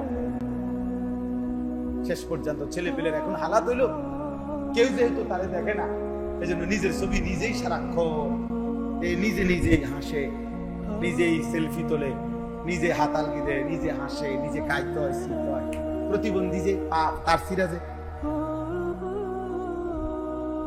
তার সিরা, তো তারা তার সিরা পাগল, তারাই তো এরকম নিজে নিজে হাসে, নিজে নিজে যেটা মন চাই। আমার তো এই জন্য সবসময় এটা মনে হয়, মোবাইলে যারা সেলফি তোলে, নিজের ছবি নিজে উঠে উঠে তারা প্রতিবন্ধী, তার সিরা পাগল, এটা মাতাল ছাড়ার, এটা মাতাল। চুল নিয়ে যারা ব্যস্ত হয়, পুরুষ ছেলে, মানে সারাক্ষণ চুলের নিয়ে ফ্যাশন, একটু পর পর চুল ফিরায়, একটু পর পর আয়নাতে দেখে, একটু পর পর ডিজাইন বদলায়, চুলের উপরে সারাক্ষণ পেরেশানি যাদের, এই হাফ লেডিস, অর্ধেক অর্ধেক লেডিস, বাকি অর্ধেক লেডাস। মানে লেডিসের পুরুষবাচক শব্দ আর নিজে বানাই নিছি, ইংরেজিতে নাই, আমি এটা বানাইছি। লেডিসের সাথে হলো লেডাস, এটা এই প্রকার। কারণ হলো আপনি যুক্তিতে বুঝবেন, পৃথিবীতে চুল নিয়ে সৌন্দর্য চর্চা, এটা নারীর শোভা। সর্বযুগেই নারীর সৌন্দর্য, নারীর শোভা চুলের মধ্যে। নারী এই জন্য চুলের উপরে, পৃথিবীতে যত নারীর চুলের উপরে তেল আছে, পুরুষের এত তেল আছে পুরুষের চুল। নারীর চুল আশ্রয়ের জন্য যত আইটেমের চিরুনি আছে, পুরুষের জন্য এত চিরুনি আছে। বোঝা গেল চুল নিয়ে খুব সৌন্দর্য চর্চা করা, ব্যস্ত থাকা, এটা কার শোভা? নারীর শোভা। তো তোরে যেহেতু দুশ্মনে চুলের উপরে ব্যস্ত করে দিলে, তোরে হাফ লেডিস বানায়, আর কিছুদিন চেষ্টা করলে ফুল লেডিস হয়ে যাবে, অথবা কমপক্ষে ট্রান্সজেন্ডার হওয়া যাবে। এটারও তো প্রচারণা চলতেছে, ঠিক না? ট্রান্সজেন্ডার মানে ঘুমাইছিল জায়গা ওইটা বলতেছে, এখন আমার মনে হইতেছে আমি তো ছিলাম 15 বছর ছেলে, এখন আমার কাছে কেন জানি মনে হচ্ছে আমি মেয়ে। আর ওই ইউরোপের বেঈমানরা ওরা বলে দিছে, হ্যাঁ যদি তোমার মনে হয় তুমি মেয়ে, তাহলে তুমি মেয়ে। কত বড় নৃশংস, অসভ্য, নিকৃষ্ট। এই বাংলাদেশে যে জাতিসংঘের মানবাধিকার কমিশনের নামে যে অফিস আনতে চাচ্ছে, এখানে যেই কর্মকর্তাকে আনতে চাচ্ছে, সে এরকম একজন পুরুষ যে যারা পৃথিবীতে সমকামী, যারা পৃথিবীতে সমকামিতা প্রচার করে, সে নারী নারী স্বাভাবিক সম্পর্ক করবে, বৈবাহিক সম্পর্কের মতো। নাউযুবিল্লাহ। সে এমন একজন, ওরাই বাংলাদেশে আনতে চাচ্ছে। বারবার ওলামায়ে কেরাম সহ বিবেকবান মানুষ প্রতিনিয়ত এর প্রতিবাদ করছে। এই জন্য বাপ, আমার কথা এটা, আমি এতগুলো কথা বললাম কি কথার উপরে? আমি এই কথার উপরে বলছি যে প্রথম যে কথা আমি শুরু করছি যে নিজের জন্য শুনেন, মনে আছে নি এই কথাটা? আপনি একাই শুনেন, যদি কেউ না থাকে আমি একাই, আমি একাই লড়ব, আমি একাই সেজদা, আমি একাই আমার মালিকের গোলামি করব। ফাইজা ফারাগতা ফানসাব, কোরআনে আছে, নবীকে আল্লাহ বলছে, বন্ধু সারাদিনে মানুষকে আল্লাহর দিকে ডেকে যত কাজ করেন, সব কাজ মানুষের সেবায়, মানুষের কল্যাণে, যা কিছু আপনি করেন, এগুলো থেকে রাত্রিতে যখন একাকী হবেন, অবসর হবেন, এবার শুধু আপনি ফানসাব, একাকী কঠোর পরিশ্রমে, কঠোর ইবাদতে আমি আল্লাহর সাথে মনোনিবেশ করবেন। এবার একা শুধু আপনি সেজদা দিবেন আর আমারে ডাকবেন, শুধু আমি আর আপনি, আপনি আর আমি ইহা সে তুম ওহা সে, দোনো জানিব সে ইশারা। জমিন থেকে আপনি ডাকবেন আমারে, আর শাজিম থেকে আমি ডাকবো আপনাকে। ফাদকুরুনি আযকুরকুম, ফাদকুরুনি আযকুরকুম। আল্লাহ বলে তুমি আমারে ডাকো, আমি তোমারে ডাকবো। জমিন থেকে বান্দা বলে আল্লাহ, বান্দা আল্লাহ রাব্বুল আলামিন বলবে, আর শাজিম থেকে বলো না বান্দা। এজন্য আল্লাহ তাআলা কোরআনে বলছে, ইউহিব্বুহুম ওয়া ইউহিব্বুনা, আমার জমিনে এমন বান্দা থাকবেই সর্বদা। এই পৃথিবীর যে কেউ মন চায় আমার দিন যদি ত্যাগ করে, আল্লাহ কোরআনে বলছে সূরা মায়েদার মধ্যে, কোনো অসুবিধা নাই বান্দা, যার মন চায় ছেড়ে দাও, কোনো অসুবিধা নাই, কিন্তু মনে রেখো এমন বান্দা আমি আল্লাহ নিজ দায়িত্বে এই জমিনে রাখবই। এমন মুমিন ইউহিব্বুহুম ওয়া ইউহিব্বুনা, যারা আমাকে ভালোবাসে, আমি যাদেরকে ভালোবাসি, এমন বান্দা থাকবে। তোমার মতো আঙ্গাল কাঙ্গালের লাগিয়া আমার দিন আটকাবে, তোমার মতো বেটাইদের জন্য আটকাবে।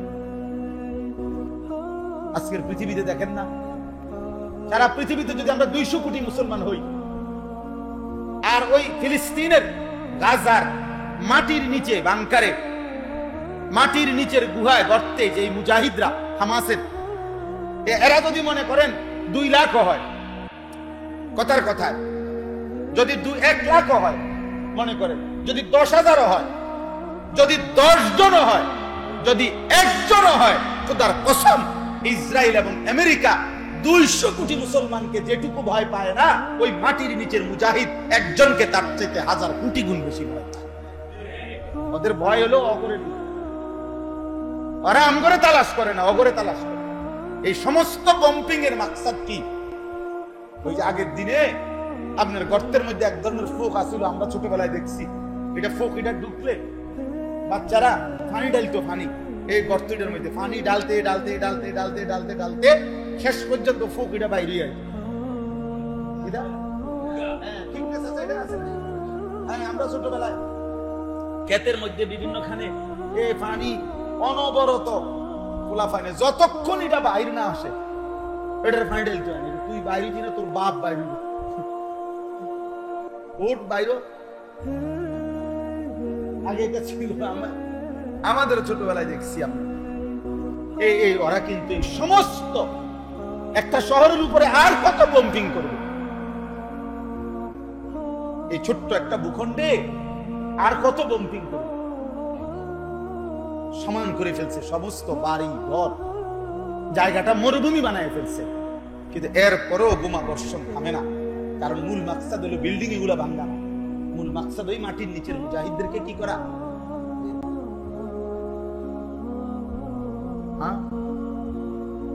এজন্য প্রিয় ভাই, মুমিন একজনই সত্যিকার অর্থে যে আল্লাহকে ভালোবাসে, আল্লাহও যাকে ভালোবাসে, এমন বান্দা, এমন মুমিন পৃথিবীতে ছিল, আছে, থাকবে। বদরের সেই মুজাহিদ যদি থাকে, বদরের যুদ্ধে যদি সেই আল্লাহর জন্য জান দেওয়ার চেতনাওয়ালা ইমানদার থাকে, তো আজকের এই দিনে, এই ঘন্টা তো আছে, আগামী দিনেও থাকবে। দেখার বিষয় হলো তুমি কিংবা আমি আল্লাহর জন্য আল্লাহর দ্বীনের জন্য কাজে লাগলাম। এটা আমার সফলতা, তুমি লাগলে তোমার সফলতা, যে লাগেন তার সফলতা, তার সফল। আপনি ছেড়ে দেন, কোনো অসুবিধা। 1450 বছর ভিতরে পৃথিবীতে কোন দেশে ইসলাম আজ পর্যন্ত অপরিচিত হয় না, হইছে? মানে বুঝেন নাই কথাটা? পৃথিবীতে আল্লাহর এই জমিনে আজ পর্যন্ত 1000 কোটি জুলুম নির্যাতনের পরেও পৃথিবীর কোন দেশে, কোন অঞ্চলে ইসলাম চেনে না, ইসলাম জানে না, ইসলাম এই শব্দটি শুনে নাই, পৃথিবীতে এমন জনগোষ্ঠী নাই। অথচ কাফের বেশি। 800 কোটি যদি মানুষ হয় তো 600 কোটি কাফের, 200 কোটি না মুসলমান। ধরে নিলাম কম বেশ তো হবে, কিন্তু কথার কথায় তাহলে 600 কোটি কাফের দিবানিশি ষড়যন্ত্র করতেছে। আবার এই 200 কোটি মুসলমানের মধ্যে তো মুনাফিক আছে, 200 কোটি মুসলমানের মধ্যে তো নাস্তিক আছে, 200 কোটি মুসলমানের মধ্যে মুরতাদ আছে, 200 কোটি মুসলমানের মধ্যে ইহুদিদের কাছে সব বিক্রি করে দিছে নিজের ঈমান, এমন আছে না নাফরমান? এরাও তো, এই ঘরের শত্রুগুলাও তো ষড়যন্ত্র করছে। কিন্তু কি হয়েছে এতে? এতে কোথায়, পৃথিবীর কোন জায়গায় ইসলাম হারিয়ে গেছে বলেন?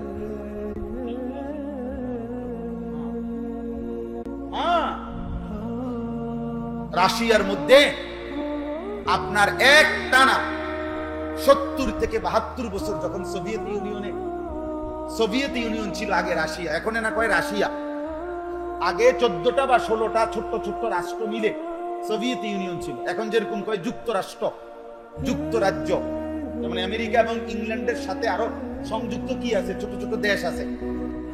আমেরিকার লগে জেডি, এগুলারে কয় মিল্লা যুক্তরাষ্ট্র। ইংল্যান্ডের সাথে যেগুলো মিলে আছে এগুলারে বলে যুক্তরাজ্য। তো ওইরকম সোভিয়েত ইউনিয়ন রাশিয়ার সাথেও কি ছিল, যুক্ত ছিল। এই 72-70 বছরে এক টানা সোভিয়েত ইউনিয়ন যখন ছিল, কার্ল মার্কস, লেনিন, মাও সেতুংদের আমলে, তখন তাদের ঘোষণা ছিল মাটির উপরে মুসলমানের এক বিন্দু কোনো চিহ্ন থাকতে পারবে না। কোন মসজিদ, কোন মাদ্রাসা, কোন মক্তব খোদার কসম ছিল না।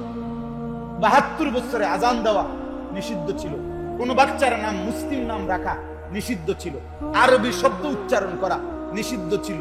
এখানে উচ্চারণ করলে রাত থাকতে থাকতেই সে এমন ভাবে হারিয়ে যেত, গুম হয়ে যাইত ইনকুইজিশনের মাধ্যমে, যে পরের দিন তার লাশ খুঁজে পাওয়া যাইত, অথবা আর কোনোদিন কেউ জানতেও পারতো না সে কোথায় হারায় গেছে। কথা বুঝছেন না? তাইলে এইরকম 70 বছর পরে, জুলুমের পরে, মুসলমানের নাম নিশানা যখন ছিল না, তখন আমরা কিতাবে, এটা ইতিহাসের নির্ভরযোগ্য কথা, এই সময়কার কথা, আপনার এই 1900 সময়কার কথা।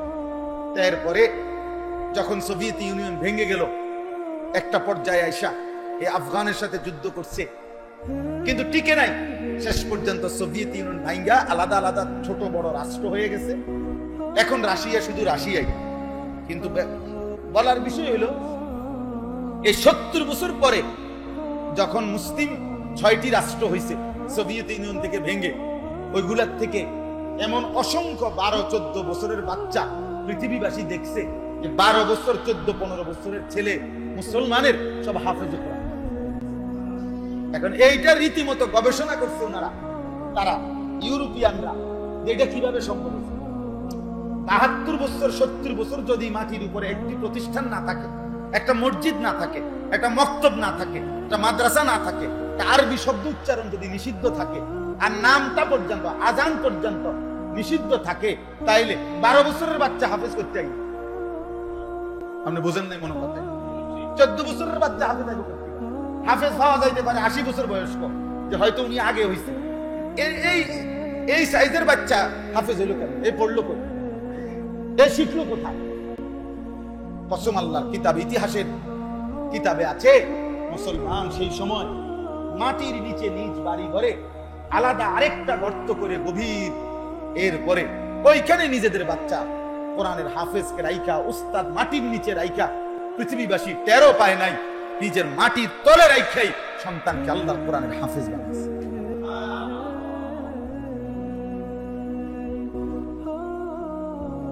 জন্য দোস্ত, ঘাবড়াবার কোনো সুযোগ নাই, হতাশ হওয়ার কিছু নাই।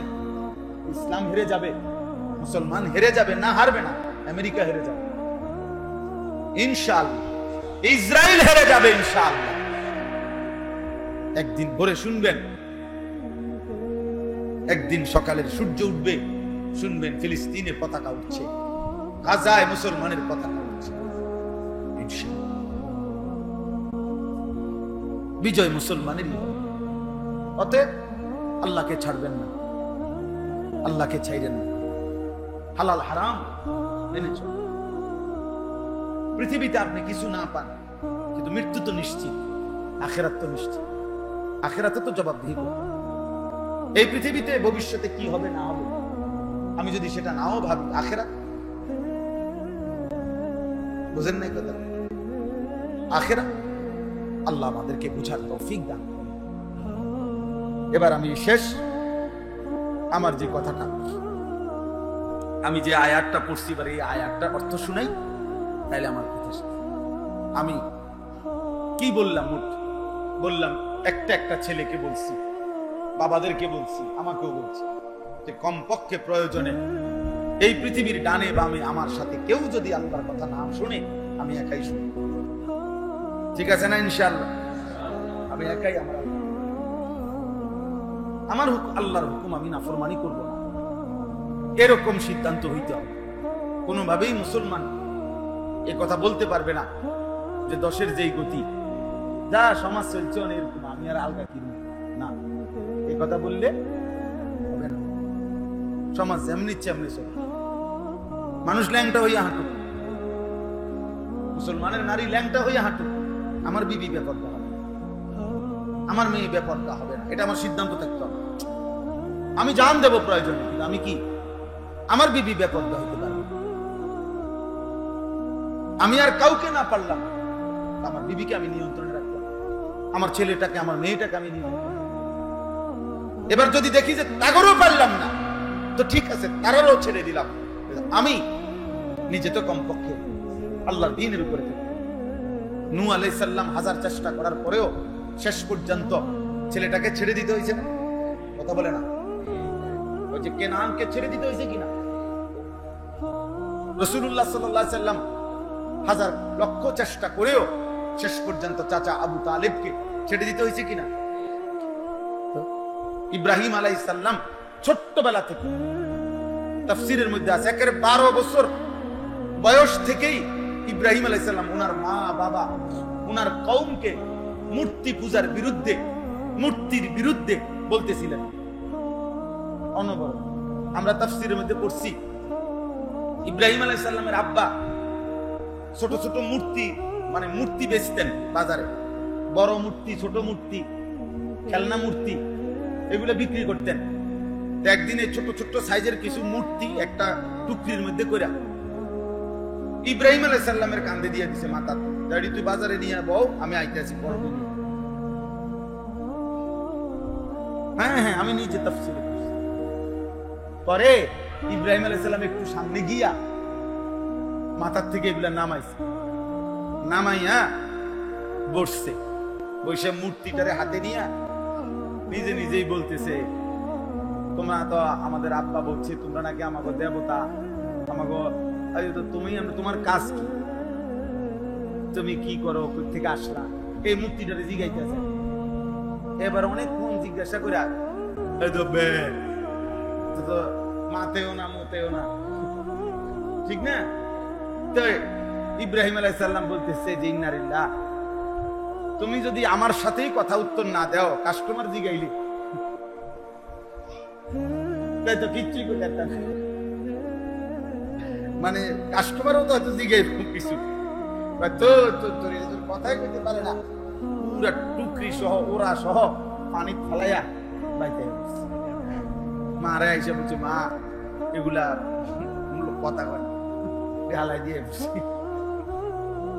কোরআন শরীফ আছে, কোরআন কারীমও আছে, ইয়া আবাতি লিমা তা'বুদু মা লা ইয়াসমাউ ওয়া লা ইউবসিরু ওয়া লা ইউগনি আনকা শাইআ। ইব্রাহিম আলাইহিস সালাম বললেন, আব্বা এ কেমন মূর্তির পূজা করেন, মা লা ইয়াসমাউ, যে কিছুই শোনে না। এত কথা জিজ্ঞেস করলাম, কিছুই তো শুনলো না, ওয়ালা ইউবসিরু, কিছুই দেখে না, ওয়ালা ইউগনি আনকা শাইআ, এক বিন্দু কোনো উপকার তো করতে পারে না। এ কেমন মূর্তির পূজা করলেন বাপ? ক্বালা আরাগিবুন আনতা আন আলিহাতি ইয়া ইব্রাহিম। ইব্রাহিম আলাইহিস সালামের আব্বা আযর বললেন, বাবা তুমি বুঝি আমার মূর্তির বিরোধিতা করছো?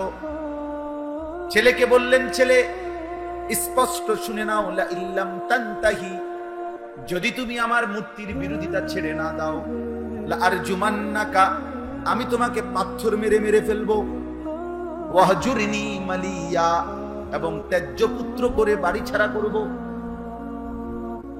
কোরআনুল কারীমের মধ্যে আছে, ইব্রাহিম আলাইহিস সালাম বলছে, ঠিক আছে আব্বা, সালামুন আলাইকা, আমি আপনার জন্য কল্যাণ কামনা করছি, তবে শুনে নেন, আতাজিলুকুম ওয়া মা তাদউনা মিন দুনিল্লাহ, আমি আপনাকেও ছেড়ে দিলাম, আপনি যে মূর্তির পূজা করেন এগুলোরও ছেড়ে দিলাম, ওয়া আদউ রাব্বি, আমি আমার রব আল্লাহকে একাই ডাক দিলাম। अगरचे बुत हैं जमाअत की आस्तीनों में, मुझे है हुक्म खुदा ला इलाहा इल्लल्लाह,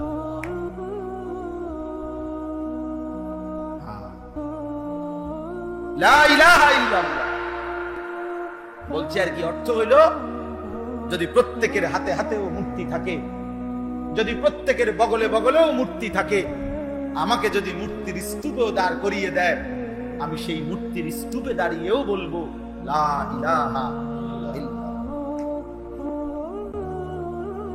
প্রিয় ভাই, বদলাও নিজের, দুশ্মনের অনুসরণ করো না। এই চুল, চেহারা, এই লেবাস, পোশাক, শরীর, স্বাস্থ্য আল্লাহর দেওয়া, লেবাসও আল্লাহর দেওয়া, এই পোশাক আল্লাহর দেওয়া। কোরআন শরীফ আছে, ইয়া বনি আদমা قد انزلنا عليكم لباسا, আল্লাহ বলছে, হে বনি আদম, আমি আল্লাহ তোমাদের উপরে পোশাক নাজিল করেছি। এর প্রতিটা সুতা আল্লাহর দেওয়া না? কথা বলেন না কেন? এই কাপড়গুলো যেখান থেকে উৎপন্ন হয়, যেভাবে, এর মূল উপাদান আল্লাহর দেওয়া কিনা? তো তাইলে ওয়া আনজালনাল হাদীদ, এই পৃথিবীর সমস্ত পার্টস, যন্ত্রপাতি, মেশিনারি, আধুনিকতার যত সরঞ্জামাদি, সবকিছুর মূল একটা উপাদান লোহা। আল্লাহ বলেন, সেই লোহা আমি নাজিল, ওয়া আনজালনাল হাদীদ, আমি নাজিল করছি লোহা। সমস্ত কিছু ভাগ আল্লাহর। কেন আল্লাহকে নাফরমানি করবে? তো সর্বশেষ কথা শুনেন, এই আয়াতটা 26 নম্বর পারা, 49 নম্বর সূরা, সূরা হুজরাতের 13 নম্বর আয়াত। এই আয়াতটা একটা ছোট্ট কথা শুরু। রাসূলুল্লাহ সাল্লাল্লাহু আলাইহি ওয়াসাল্লামের একজন বিখ্যাত সাহাবীর নাম হলো হযরতে বেলাল রাদিয়াল্লাহু তাআলা আনহু। আমরা সবাই ওনার নাম জানি। এই বেলাল রাদিয়াল্লাহু তাআলা আনহু, তিনি ছিলেন ইথিওপিয়া, আবিসিনিয়া, অর্থাৎ উনি মক্কা মদিনার মানুষ না, তিনি ছিলেন কালো বংশীয় হাবাসার মানুষ। এখনকার মানচিত্রে যেটারে বলে ইথিওপিয়া, আগে বলতো হাবাসা, হাবশা, আবিসিনিয়া, এরকম বলতো। উনি ওই অঞ্চলের মানুষ, আফ্রিকা অঞ্চলের মানুষ। এই বেলালের ইথিওপিয়ার মুসলমান, আমি হজ উমরায় দেখছি, কথা বলছি, মুসাফা করছি, কালো একদম, হাসি দিলে, দাঁত এগুলা দেখলে এত সুন্দর, এত চমৎকার, মনে যেন কালো মানুষের মাঝখান দিয়ে একটা মুক্তা বাইরেছে, এমন সুন্দর লাগে।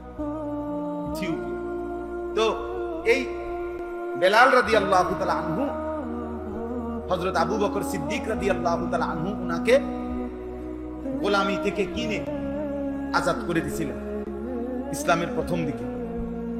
অনেক ঘটনা আপনারা জানেন, বেলালের উপরে যে জুলুম নির্যাতন হয়েছিল না, বুকে পাথর চাপা দিয়ে রাখছিল উমাইয়া ইবনে খালফ, মক্কার কুরাইশ কাফিরদের সর্দার অন্যতম একজন।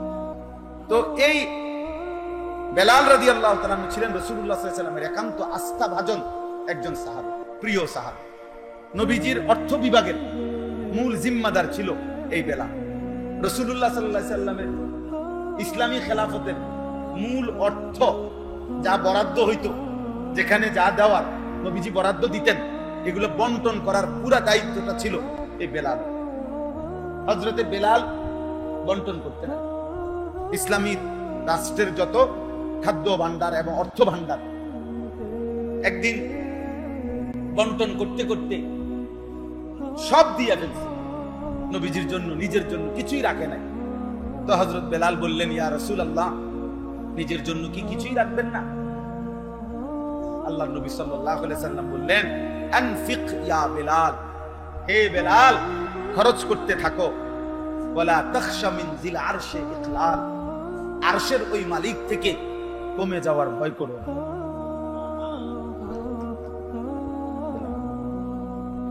বেলাল বহুত মজাদার নাম, বেলাল, বেলালে, এই শব্দের মধ্যেই অনেক মজা আছে, এই নামের মধ্যেই অনেক কোরবানি, অনেক ইতিহাস, অনেক ত্যাগ, অনেক রক্ত মাখা। তো হযরতে বেলাল রাসূলুল্লাহ সাল্লাল্লাহু আলাইহি ওয়াসাল্লাম যখন মদিনায় হিজরত করে গেছেন, হিজরত করে যাওয়ার পরে যখন সাহাবায়ে কেরামের সাথে পরামর্শ করছেন যে মানুষদেরকে নামাজের জন্য ডাকার কিভাবে হইতে পারে পদ্ধতি, বিভিন্ন সাহাবী বিভিন্ন পরামর্শ দিচ্ছেন, মানে আমি খুব সংক্ষেপে বলতেছি। তো ওই দিনের জন্য নবীজি পরামর্শ মুলতবি করে বলছে, আচ্ছা ঠিক আছে, অনেক মশওয়ারা আসছে, পরে ফয়সালা হবে, এখন যাও সবাই। রাত্রিবেলা সবাই যার যার ঘরে গেছে। একজন সাহাবী আব্দুল্লাহ ইবনে যায়েদ ইবনে আব্দে রব্বিহি রাদিয়াল্লাহু তাআলা আনহু রাত্রিবেলা স্বপ্নে দেখছে দুইজন ফেরেশতা উনাকে আজানের এই বাক্যগুলো শিখায় দিয়েছে, যে এগুলো দিয়ে তুমি মানুষকে ডাকো। সকালবেলা ফজরের ওয়াক্তে আল্লাহর নবী সাল্লাল্লাহু আলাইহি সাল্লামের কাছে এই সাহাবী আব্দুল্লাহ ইবনে যায়েদ ইবনে আব্দে রব্বিহি নবীজির কাছে শুনাইছেন, ইয়া রাসূলুল্লাহ, আমি এমনি এমনি এই বাক্যগুলো স্বপ্নের মাধ্যমে পেয়েছি, আমাকে দুইজন ফেরেশতা শিখাইছেন মানুষকে ডাকার জন্য। আল্লাহর নবী বললেন, সাদাকা। সাহাবীদের সামনে বলেন, সে সঠিক বলেছে, এটাই মানুষকে নামাজের জন্য ডাকার আল্লাহর পক্ষ থেকে নির্ধারণ করা হয় আযান।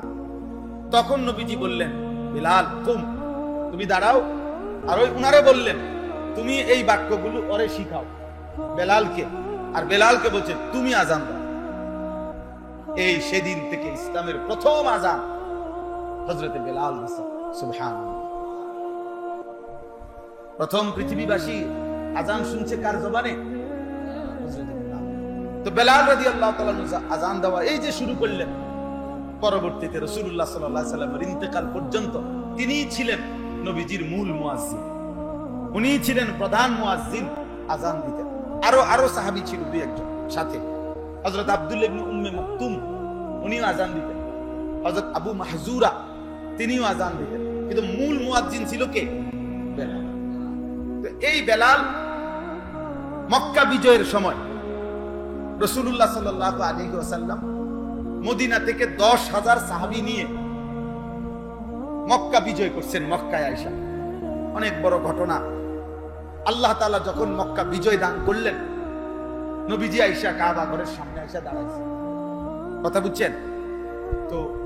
আয়েশা আল্লাহর নবী সমস্ত 360টা মূর্তি ওনার হাতের লাঠি দিয়ে একটা একটা করে আঘাত করছে, ভাঙিয়া ভাঙিয়া পড়ছে, এগুলা সব সরানো হয়েছে। তো আল্লাহর ঘর কাবা এবং তার আশপাশ শিরিক থেকে, কুফর থেকে কি হলো? মুক্ত হয়েছে, পবিত্র হয়েছে। এখন যেই নামাজের ওয়াক্ত হয়েছে, আল্লাহ নবী সাল্লাল্লাহু আলাইহি সাল্লাম বেলালকে বললেন, বেলাল কাবার ছাদে ওঠো, আল্লাহর ঘরের ছাদে উঠে দাও আযান দাও। তো হযরতে বেলাল কাবার ছাদে দাঁড়াইয়া আযান দেওয়া শুরু করছে। তো মক্কার কুরাইশ কাফেররা তারা একটু দূরের থেকে এই দৃশ্য দেখতেছিল যে কি করে মুহাম্মদ। তো তারা তো দেখছে মূর্তিগুলো ভাঙছে, এটিতে সাফ করছে। এখন কাবার ছাদে উঠাইছে কারে? বেলাল। এই সেই বেলাল যে ইতিপূর্বে মক্কায় ছিল গোলাম, এ তো কৃতদাস, এ তো এই বেলাল যাকে তারা অকথ্য নির্যাতন করছে। আজকে সেই বেলাল কই উঠে গেছে? কাবার ছাদে। গোলাম আজ কতটা উঁচা মর্যাদায় আসীন হয়ে গেছে। তখন এই কুরাইশরা দূরের থেকে দাঁড়াইয়া কাফেররা নিজেদের কপালের মধ্যে হাত দিয়া আফসুস করতেছিল আর বলতেছিল, হায় মুহাম্মদ, কাবা দখল করে তুমি কাবার এত বড় বেইজ্জতি করলা, এক গোলামকে কাবার ছাদে উঠাই দিলা। এটা তো কাবার বেইজ্জতি, কাবার অপমান। সেটা একটা গোলাম, কথা বুঝছেন? আর তারা বলতে লাগছে, নিজেদের বাপ দাদার নাম উল্লেখ করছে, নিজে নিজে দাদার নাম বাপের নাম বলে, যে দাদা আপনি কবরে গিয়ে শান্তিতেই আছেন, এত বড় বেইজ্জতি দেখতে এলো না। বুঝেন নাই কথাটা? আমরা যেই বেইজ্জতি দেখলাম, আপনি দেখতে হলো না বাপ, আপনি মইরা শান্তিতে আছেন, এত বড় অপমান যদি আপনি দেখতেন দুপুর 2টার পরে দৌড়টা, বুঝেন নাই? গত বছরের দৌড়টা যদি দেখতো আব্বাই, কি কষ্টটা পাইল। আব্বার জিয়ে না দৌড়টা দিছে, কিন্তু আব্বাই তো দেখছেন। আব্বাই যদি দেখতো কি দৌড়টা দিল। তো এরা এদের বাপ দাদার নাম বলে এরকম আফসোস করতে লাগছে। তখন তারা বংশকে, গোত্রকে বড় মনে করছে যে আমরা কুরাইশ আর সে একটা গোলাম। তখন একজন মুয়াজ্জিন বেলালকে অপমান করে কথা বলার কারণে সরাসরি মহান আল্লাহ রাব্বুল আলামিন হযরত বেলালের প্রশংসায় আল্লাহ তাআলা তৎক্ষণাৎ জিবরাইলের মাধ্যমে কোরআনের একটা আয়াত নাযিল করছে। সেই আয়াতটাই এই আয়াত। এই জবাবটা দিবেন আল্লাহ নিজে। বুঝছেন এটা কেন বলছি? এই আপনার ওই মসজিদের নামের কথা।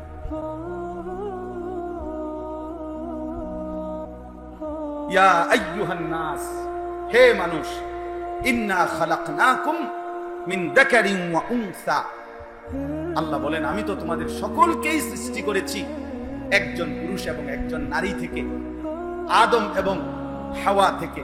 তাহলে মাতবরি করো কিত্তা, শেষ পর্যন্ত পিছনে গেলে গোলাম এবং মনিব, পয়সাওয়ালা এবং মানে গরিব, সবার মূল তো মিলবে গিয়া আদম এবং হাওয়ার সাথে।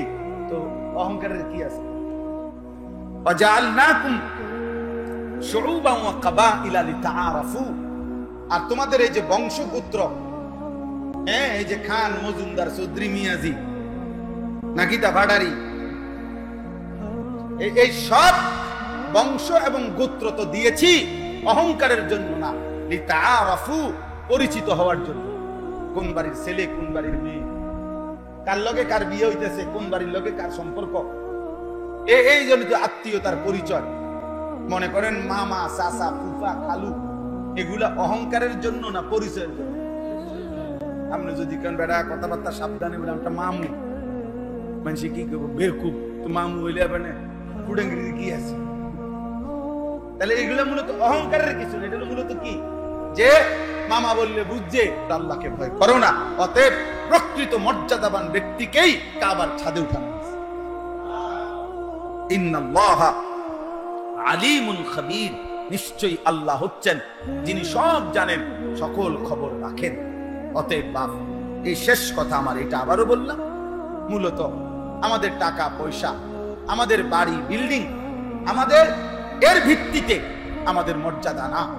আমাদের মর্যাদা তাকওয়ার, আল্লাহকে ভয় করার ভিত্তিতে। নবী সাল্লাল্লাহু আলাইহি সাল্লামকে অনুসরণের ভিত্তিতে ঈমান, ইসলাম, রাসূলের সুন্নাহ ঈমানের কলিজার মধ্যে নাই, আপনি কোনোভাবে, আপনি যদি 7টা মহাদেশের মালিক হন, ঈমানবিহীন ব্যক্তির 1 পয়সা কোনো মূল্য নাই। আপনার জীবনে যদি রাসূলের সুন্নাত নাই, অনুসরণ নাই, তো আপনার মধ্যে সৌন্দর্য বলতে কিছু নাই। সুন্দর শুধুই নবীর সুন্নাত। সুন্দর শুধুই কি বলেন না? সুন্দর শুধুই কি? সুজা হিসাব চ্যালেঞ্জ হিসাবে এই পৃথিবীতে 1450 বছরের চ্যালেঞ্জ এটা, যে সকল কিছুতে সবচেয়ে সুন্দর তাই যা রাসূলুল্লাহর সুন্নাহ। রাসূলুল্লাহর সুন্নাহ। এজন্য প্রত্যেকের কাছে অনুরোধ, জীবনটা ঈমানের আলোকে গড়েন, জীবনটা নবীর সুন্নাতের আলোকে গড়েন।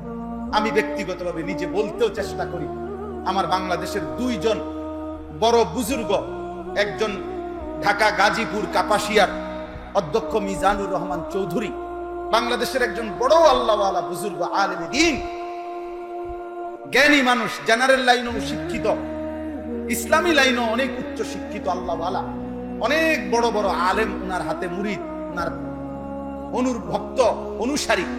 উনি একটা কিতাব লিখছেন, তালিমুস সুন্নাহ। একজন মুসলমানের জীবনে একেবারে ছোট্ট থেকে ছোট্ট, বিন্দু থেকে বিন্দু, আর বড় থেকে বড়, গোটা ইসলামের যত সুন্নাত নবীজির সব এখানে আছে। আমি নিজে কষ্ট করে এই বইগুলা সিলেট থেকে আনাইছি বিক্রি করার জন্য। বলছি যে আমি এমনি কোন আল্লাহর বান্দা যদি কিনে, তার উপকার হবে, সে যদি পড়ে, একেবারে জীবনে রাসূলুল্লাহ সাল্লাল্লাহু আলাইহি ওয়াসাল্লামের যত সুন্নাত দরকার আমি সব পাবো, দলিল সহ, প্রামাণ্য, একটা সুন্দর বই। আমি এই বইটা আমাদের এখানে আমরা বিক্রি করি 350 টাকা, যদি কারো সুযোগ হয় কিনবেন।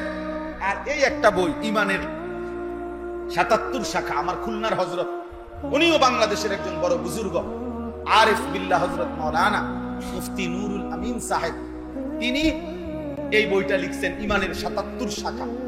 এটা উনি এই জন্য লিখছেন, এই ছোট্ট বইটার মূল উদ্দেশ্য হলো একজন মুসলমান যেন দাগ দিয়া দিয়া মিলায় যে আমার ঈমানের মধ্যে, ঈমানের যে 77টা শাখা নবী বলে গেছে, আছে কয়টা, নাই কয়টা। আপনি যদি একটা একটা পড়ে মিলান, আছে কয়টা আমার মধ্যে, নাই কয়টা। যেটা আছে এটা আলহামদুলিল্লাহ, যেটা নাই এটা কিভাবে আনা যায় এটার চেষ্টা করেন। এটা 30 টাকা মাত্র। তো এর 2টা বইও নিতে পারেন, একটাও নিতে পারেন, যেমন সুবিধা হয়। সুযোগ থাকলে নিয়ে আল্লাহ তাআলা আপনাদেরকে তৌফিক দান করেন। আমার একটা ছোট্ট মাদ্রাসা আছে আপনাদের কাছাকাছি, ময়নামতি সাহেবের বাজার থেকে, গরু বাজার থেকে পশ্চিমে, বিন্দারসর, এটা রেকর্ড। হ্যাঁ, আলহামদুলিল্লাহ এখন পর্যন্ত মাদ্রাসায় প্রায় 500 ছাত্র আছে, 34 জন শিক্ষক কর্মচারী আছে। মাদ্রাসার জন্য আমরা প্রায় 94.5 শতক জায়গা, 1 একরের মতো জায়গা কিনছি আমরা। এই জায়গা প্রায় 2.5 কোটি টাকা জায়গার দাম, দস্তুর সব কিছু মিলে। তা আমরা একটা হিসাব করছি, মাদ্রাসার জায়গার জন্য এক মুসল্লা, নামাজের একটা মুসল্লা 8 স্কয়ার ফিট জায়গার দাম মাত্র 4200 টাকা। আমার একটা অনুরোধ রইল, আমি এই কয়টা কাগজ হ্যান্ডবিল আপনাদের হাতে দিলাম, যদি কারো মহব্বত লাগে, সুযোগ হয়, আমাদের একটা সিদ্ধান্ত যে এই 4200 টাকা আমাদের মাদ্রাসার এই এক মুসল্লা পরিমাণ জায়গায় কেউ শরীক হইলে আমরা ওনারে আমাদের মাদ্রাসায় আজীবন উন্নয়ন সদস্য হিসাবে ওনার নাম লিপিবদ্ধ করে রাখবো। প্রতি বছর ওনারে একবার দাওয়াত দিয়ে খোঁজ খবর জানানো মাদ্রাসার। এই জন্য যদি কারো মহব্বত হয়, সুযোগ হয়, আমাদের মাদ্রাসার এই জমি কিনার এই বিশাল টাকার মধ্যে কিছুটা শরীক হইলেন, আল্লাহ তাআলা চাইলে এর উসিলায় আপনারে সদকায়ে জারিয়ার সওয়াব দেবে। ওইখানে মাদ্রাসা হবে, মসজিদ হবে, কিশোর যুবকদের জন্য আলাদা প্রতিষ্ঠান করার ইচ্ছা। আল্লাহ তাআলা যেন কবুল করেন ইনশাআল্লাহ। আল্লাহ আপনাদের তৌফিক দান করেন। ওইখানে আছে ঠিকানা, নাম্বার সব আছে, ফোন দিলে ইনশাআল্লাহ পৌঁছাবার ব্যবস্থা হবে। আল্লাহ তাআলা আপনাদেরকে কবুল করেন, এই মজলিসকে আল্লাহ তাআলা কবুল করে নেন। এই ছোট্ট হলেও আপনারা মনোযোগ দিয়ে শুনছেন। আল্লাহ তাআলা আপনাদের প্রত্যেককে ঈমান আমলের জীবন দান করেন।